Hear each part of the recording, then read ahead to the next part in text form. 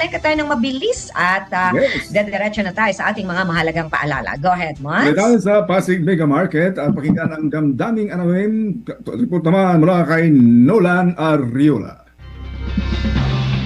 Maraming salamat mga kapanalig, Nanay Ging at Monsignor Pepe. Narito ang presyo ng mga pangunahing bilihin sa mutya ng Pasig Mega Market sa pagdulungan ng Administration Office.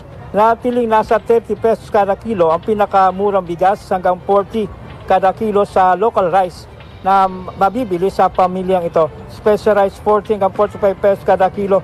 Sa presyo ng karning baboy, kasim 400 pesos kada kilo, manok 190 hanggang 210 pesos kada kilo. Sa presyo ng mga isda tilapia 140, bangos 220, ayungin 480 pesos kada kilo, tulingan 240, patambaka 240, tambakol 200 pesos, yellowfin 400 pesos kada kilo, galunggong 200, sarmoliete 240, hasa-hasa 300, dalagang bukid 320, labahita 320, tanige 440 pesos kada kilo, torsilyo 260, sapsap 160, tawilis 100 pesos kada kilo.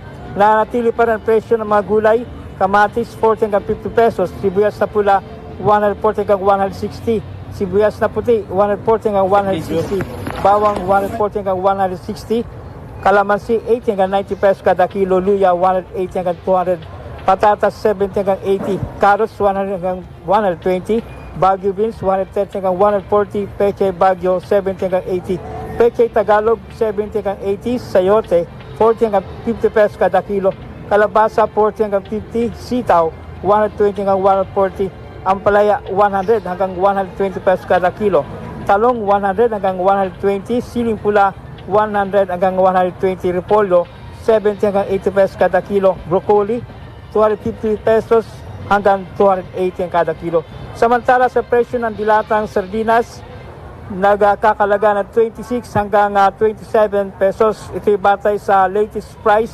monitoring ng Pasig City Public Market Administration Office. Sir, sa paanong paraan mo maibabudget ang magiging 695 pesos na arawang sahod?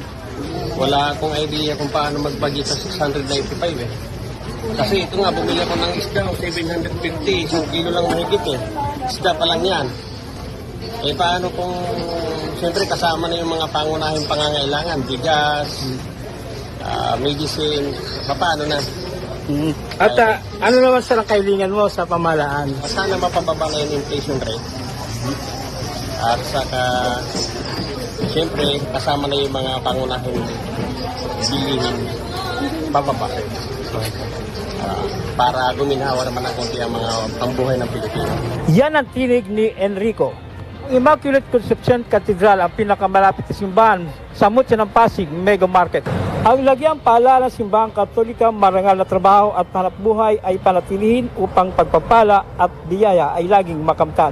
Para sa Veritas 846, ang radyo ng simbahan, ako inyong kapanalig, Nolan Arriola, sumainyo ang katotohanan.